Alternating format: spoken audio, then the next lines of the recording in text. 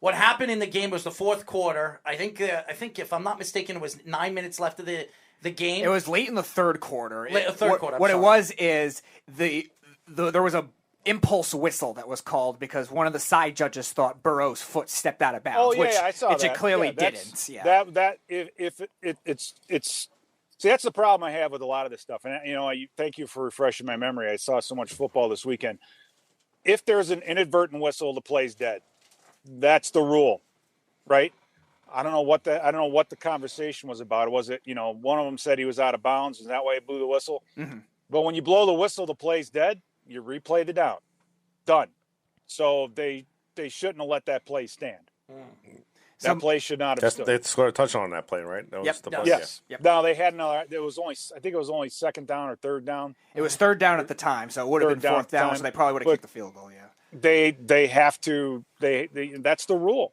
I mean, you get an inadvertent whistle. It's like the timeout rule. You guys familiar with that? We had this happen to us a few times, where it happened to Sheldon Richardson, where he got penalized for calling a timeout right after we had called the timeout. Mm-hmm. Now, here's the thing: it's only a penalty if the referee blows the whistle. You can stand there all day and try to call timeout. If the referees don't blow their whistle, it's not a penalty. But if the referee inadvertently blows the whistle and then goes, "Oh, wait, sorry, that was a mistake. You guys just called timeout." Now it's a penalty. I mean, there's a bunch of those weird, bizarre little things in there, but the letter of the law says if that whistle blew before the play was over, then that play has to be redone. Unless those guys were worried about getting out of there alive, because that could have been, that's something that's always in the back of your mind. They're only human. You know what I mean? So moving on to the Bills and the Patriots game, a blowout, big blowout in that one. So are the Bills, do they make a statement maybe that they're the best team maybe in the AFC right now, even over a team like the Chiefs and the Titans that are higher seeds? And also on the Patriots end, is this a big concern for them, or is it just like a one blip for a young team? Well, the Patriots don't have much in the way of a pass rush right now, at least from what I remember. So they're gonna have to fix that up, I think, a little bit. I like their quarterback. I think he's a good, solid quarterback. For the Bills, they're hot right now. I mean, they're hot, and they have such a good defense. They had a great defense all throughout the year, and you got to have that balance. One thing to look for now with teams is, do they have a weakness? That's why the Rams intrigued me so much, because I think if the Rams can run the ball efficiently, they're going to be a tough out, because Stafford can't throw. They're not going to win with Stafford throwing 45, 50 times a game. They're not going to win that way. But if they can run the football and move the chains and get the third manageable and do those things, I think the Rams have a good shot too. But Buffalo right now, they're hot, and I think they're probably, I haven't seen Tennessee again yet, but they're, of the teams I think in the AFC that are left, I think they're the best. I would also agree with you. Speaking of the best quarterback in the NFL put on a drumming. Aaron Rodgers? Are we going to get into Aaron Rodgers? Oh, don't tell that to the Vikings guy. We're not going to talk about that guy that Pete doesn't want to mention right now. That's fine. We can agree that he's the best. Doesn't mean we have to like him. That's fair. That's fair. Right? That's true. I mean, so Tom Brady, the GOAT, we can clearly say he's the GOAT at this point, put on drumming on the Philadelphia Eagles, and they will obviously have a home game against the aforementioned Rams. I think it's Saturday. Was there any giant takeaways besides the fact that the Eagles were just in over their heads? Well, no. I mean, I think the Eagles represent kind of that one-sided team, a team that can run the football. They had trouble. They're going to have trouble if they need to throw it. The question is Wirfs, is the offensive line, how is that going to look for Tampa Bay? Because the Rams probably have the best defensive line group in the NFL right now. They're just unbelievable. So can they put enough pressure on Brady? I know Brady loves the short throws and everything else, but can they put enough pressure on Brady to disrupt them? Because Brady is all about timing. It's timing. So you have to jam their receivers. You have to reroute them. You have to find a way to get that timing off. And if you can do that, you can have success against Tampa Bay. Like I said before, with the Rams, if they can run that football, Sony Michel finished the season out really well, good cutback zone runner. If they can run that football, and again, Tampa Bay has an unbelievably good defensive line and defensive front, two really good defensive fronts. That one's going to come down, I think, to who can run the ball better. Just because of the strengths of both teams' defensive lines. As you guys know, we are talking to former Vikings linebacker and current Vikings radio analyst Pete Bercich. Now, San Francisco Cowboys, that was the most controversial game throughout the weekend. The Cowboy fans crying, that was so interesting because I've never seen a bunch of cameras point to all the fans, and in one section, everybody just bickering, crying all over the place. And then throwing trash on the field. And then throwing trash on the field. Well, they were throwing at the referees. That's what they were doing. That one was crazy. I mean, that was definitely a crazy bit, but that's, I think, expectations, right? I mean, that's people, Dallas fans had huge expectations after that whole year. I thought that they were going to Dallas. They did a good job, but what was amazing is how well, again, San Francisco, whenever Dak Prescott threw the football, he wasn't throwing it much to CeeDee Lamb or Amari Cooper. They took out what San Francisco did is they took out the two best offensive threats. And Dallas, for some reason, doesn't want to run the football. Whenever the game goes down, and when it gets down to cutting time, they always want to put it in the hands of Dak Prescott, which is something that, you pay him all that money and he's your guy. I guess I get it. But I don't think they run the football enough. But San Francisco did a really, really nice job of just bottling up those wide receivers, playing a very aggressive. They were physical, disruptive. And I'm trying to remember all of the game in my head. And then, by the way, 14 penalties. I mean, let's just start there. Most penalized team in the league. When you take a team into the playoffs, it's like people want to talk about the coach and Mike McCarthy and saying, fire him for that last play. You got to ask yourself, how did you get there? Well, you're throwing interceptions.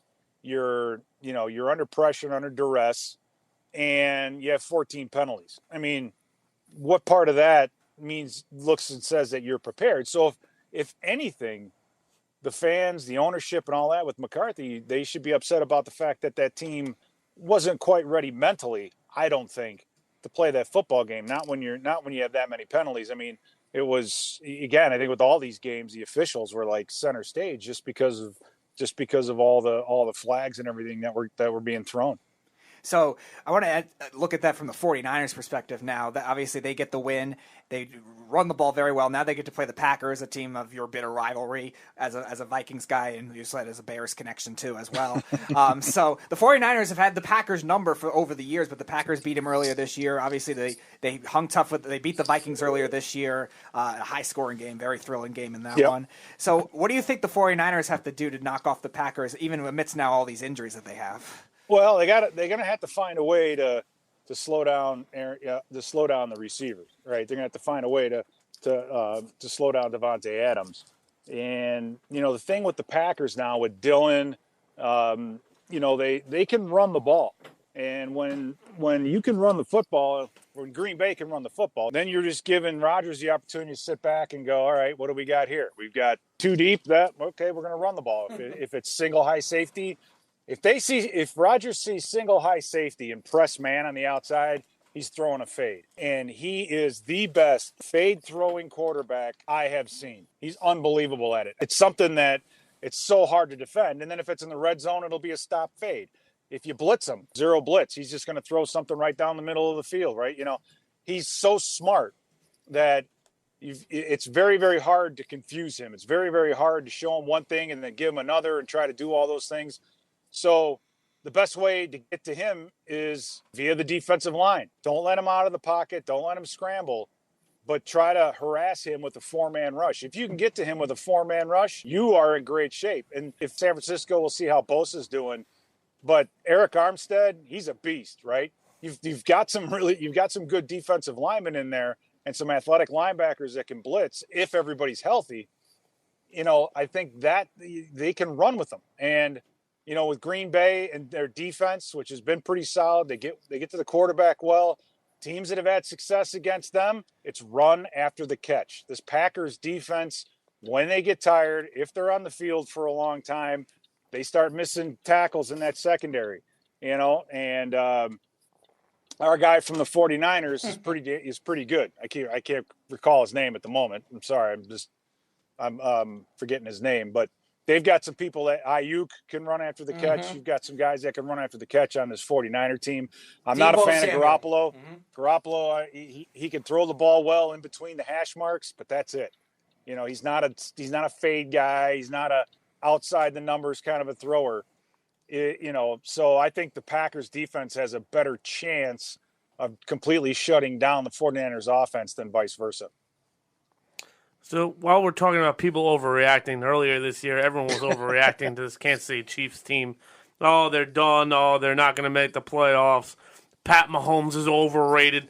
We heard a bunch of stuff that it was blasphemous all season long. Here they are again, a game away from another AFC championship. What do you expect to see from the Chiefs as they host the Bills on Saturday or Sunday? Well, I mean, I'm sorry, my son's getting in the car here. For the Chiefs, it's mainly just don't turn the ball over, right? I mean, that's kind of been their thorn in the side. And then defensively, you've got some people to account for up front. But even against the Steelers team that was pretty average, it took them a while to get going. I think it's going to be tough for them if they find themselves behind the 8 ball and let things get out of control early. So how they start is going to be very important. We are talking to former Vikings linebacker and current Vikings radio show host, Pete Bercich. Now, Pete, before we let you go, because I know you're busy, you got your son in the car.